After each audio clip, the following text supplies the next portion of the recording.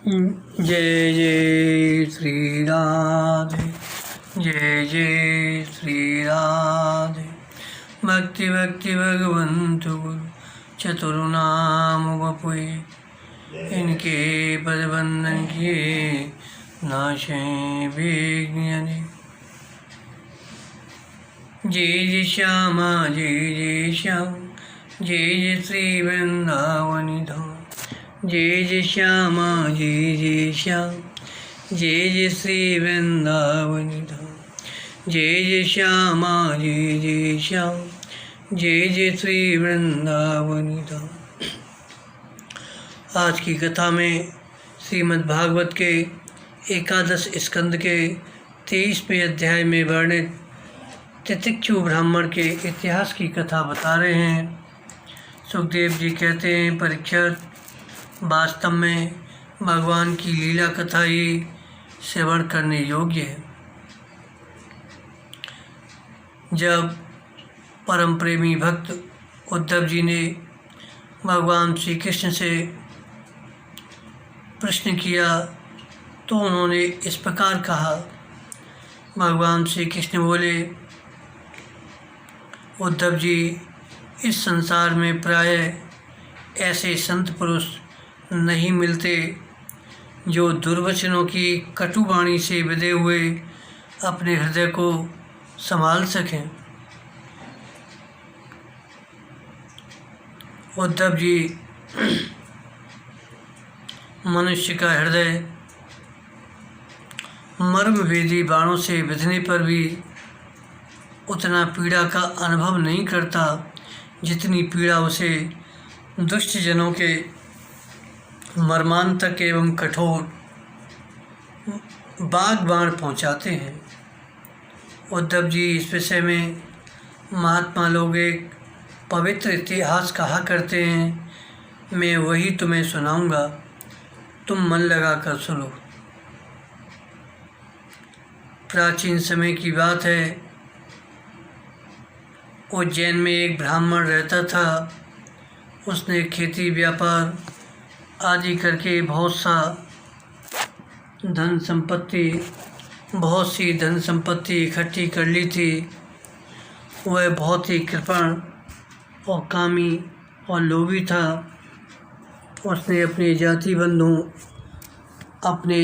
जाति बंधु और अतिथियों को कभी मीठी वाणी से प्रसन्न नहीं किया।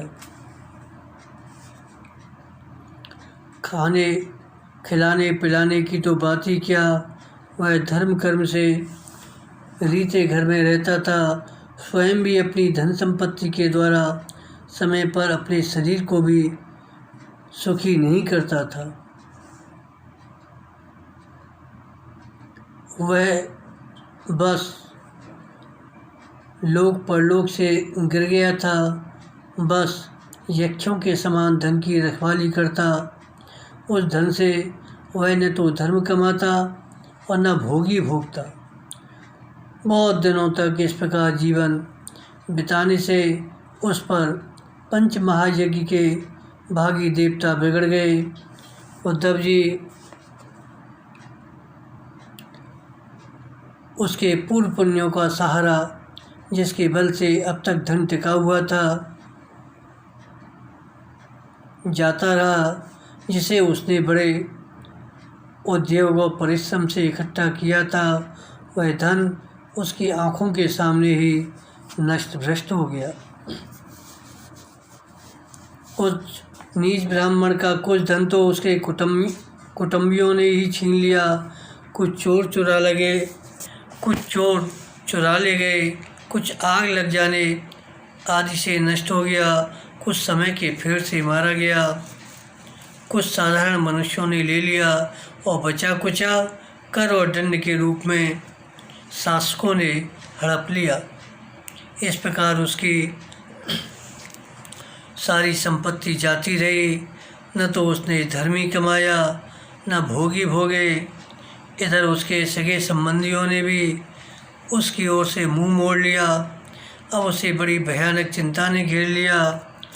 धन के नाश से उसके हृदय में बड़ी जलन हुई। उसका मन खेद से भर गया। आंसुओं के कारण गला रुंध गया, परंतु इस तरह चिंता करते करते ही उसके मन में संसार के प्रति महान दुख बुद्धि और उत्कट वैराग्य का उदय हो गया। अब तो वह ब्राह्मण मन ही मन कहने लगा, हाय हाय, बड़े खेद की बात है, मैंने इतने दिनों तक अपने को व्यर्थ ही इस प्रकार सताया। जिस धन के लिए मैंने सर तोड़ परिश्रम किया, वह न तो धर्म कर्म में लगा, न मेरे सुख भोग के ही काम आया। प्राय देखा जाता है कि कृपण पुरुषों को धन से कभी सुख नहीं मिलता। इस लोक में तो वे धन कमाने और रक्षा की चिंता से जलते रहते हैं और मरने पर धर्म न करने के कारण नरक में जाते हैं। जैसे थोड़ा सा भी कोढ़ सर्वांग सुंदर स्वरूप को बिगाड़ देता है, वैसे ही तनिक सा भी लोभ यशस्वियों के शुद्ध यश और प्राणियों के प्रशंसनीय गुणों पर पानी फेर देता है। धन कमा लेने पर उसको बढ़ाने, रखने एवं खर्च करने में तथा उसके नाश और उपभोग में जहाँ देखो वहीं निरंतर परिश्रम, भय, चिंता और भ्रम का ही सामना करना पड़ता है। परीक्षित,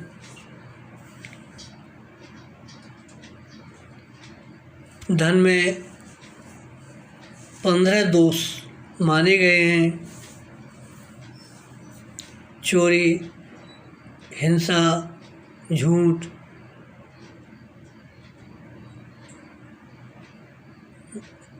दंभ, काम, क्रोध, गर्व, अहंकार, भेद बुद्धि, बैर, अविश्वास, स्पर्धा, लंपटता, जुआ और शराब।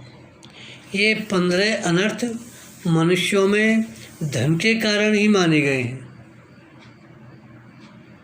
इसलिए कल्याणकामी पुरुष को चाहिए कि स्वार्थ एवं परमार्थ के विरोधी अर्थ नामधारी अनर्थ को दूर से ही छोड़ दे। भाई बंधु, स्त्री, पुत्र, माता पिता, सगे संबंधी जो स्नेह बंधन से बंधकर बिल्कुल एक हुए रहते हैं, सब के सब कौड़ी के कारण इतने फट जाते हैं कि तुरंत एक दूसरे के शत्रु बन जाते हैं।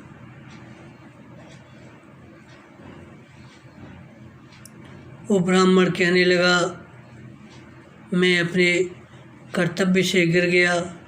मैंने प्रमाद में अपनी आयु, धन और बल पौरुष खो दिए। विवेकी लोग जिन साधनों से मोक्ष तक प्राप्त कर लेते हैं, उन्हीं को मैंने धन इकट्ठा करने की व्यर्थ चेष्टा में खो दिया। अब बुढ़ापे में कौन सा साधन करूँगा, इसमें संदेह नहीं कि सर्वदेव स्वरूप भगवान मुझ पर प्रसन्न हैं। तभी तो उन्होंने मुझे इस दशा में पहुंचाया और मुझे जगत के प्रति यह दुख बुद्धि और वैराग्य दिया। वस्तुतः वैराग्य इस संसार से पार होने के लिए नौका के समान है।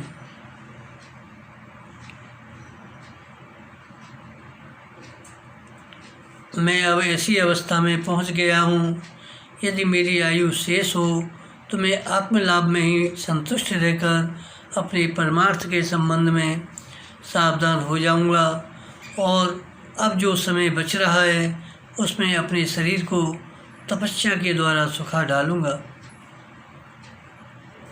तीनों लोकों के स्वामी देवगण मेरे इस संकल्प का अनुमोदन करें। अभी निराश होने की कोई बात नहीं है, क्योंकि राजा खटवांग ने तो 2 घड़ी में ही भगवत धाम की प्राप्ति कर ली थी। भगवान श्री कृष्ण कहते हैं, उद्धव जी, उस समय उज्जैन निवासी ब्राह्मण ने मन ही मन इस प्रकार निश्चय करके मैं और मेरेपन की गांठ खोल दी। इसके बाद वह शांत होकर मौनी सन्यासी हो गया। अब उसके चित्त में किसी भी स्थान, वस्तु या व्यक्ति के प्रति आसक्ति नहीं रही। उसने अपने मन, इंद्रिय और प्राणों को बस में कर लिया। वह पृथ्वी पर स्वच्छंद रूप से विचरने लगा। वह भिक्षा के लिए नगर और गांवों में जाता अवश्य, परंतु इस प्रकार जाता कोई उसे पहचान न ले। उद्धव जी, वह भिक्षुक अवधूत बहुत बूढ़ा हो गया था। दुष्ट लोग उसे देखते ही टूट पड़ते, तरह तरह से उसका तिरस्कार करते, उसे तंग करते। कोई उसका दंड छीन लेता तो कोई भिक्षा पात्री झटक लेता, कोई उसे चोर कहकर डांटने डपटने लगता, कोई कहता इसे बांध लो बांध लो, फिर उसे रस्सी से बांधने लगते। कोई उसका तिरस्कार करके इस प्रकार ताना कसते, देखो देखो अब इस कृपण ने धर्म का ढोंग रचा है, धन संपत्ति जाती रही, स्त्री पुत्रों ने घर से निकाल दिया, तब इसने भीख मांगने का रोजगार लिया है।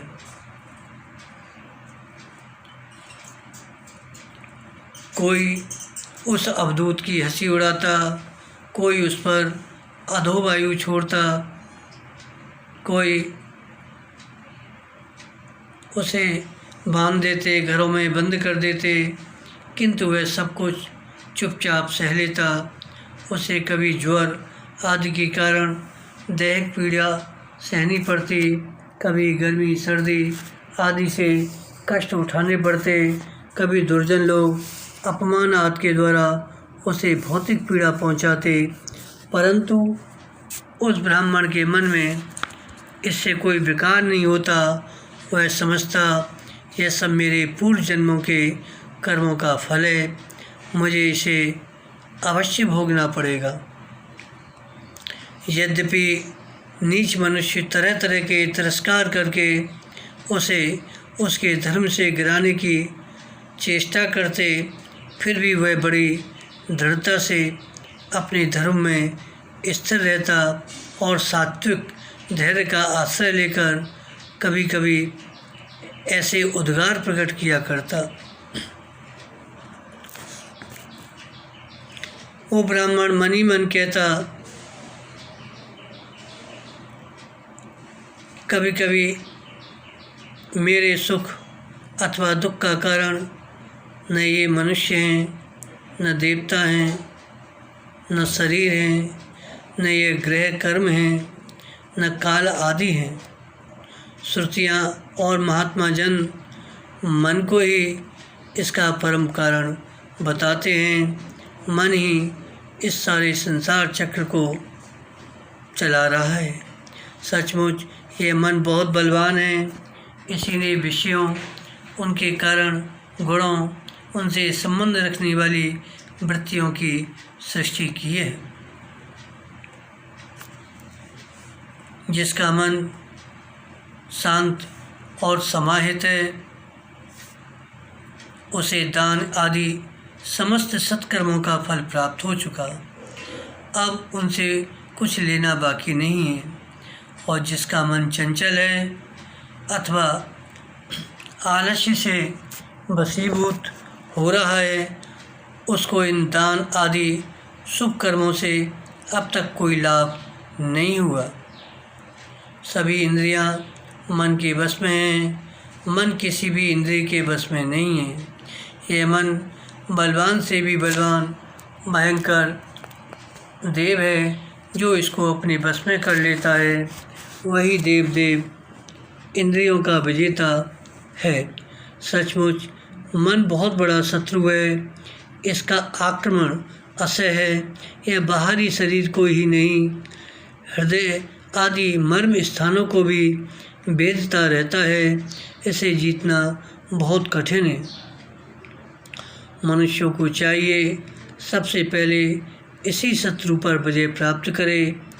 परंतु होता है यह कि मूर्ख लोग इसे तो जीतने का प्रयत्न नहीं करते, दूसरे मनुष्यों से झूठ मूठ झगड़ा बखेड़ा करते रहते हैं और इस जगत के लोगों को ही मित्र शत्रु उदासीन बना देते हैं।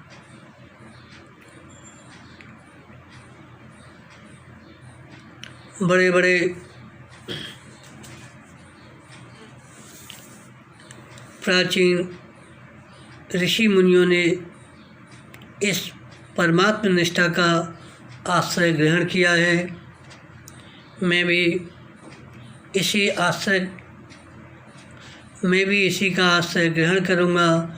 मुक्ति तथा प्रेम के दाता भगवान के चरण कमलों की सेवा के द्वारा ही इस दुरंत अज्ञान सागर को अनायास ही पार कर लूँगा। भगवान श्री कृष्ण कहते हैं, उद्धव जी, उस ब्राह्मण का धन क्या नष्ट हुआ, उसका सारा क्लेश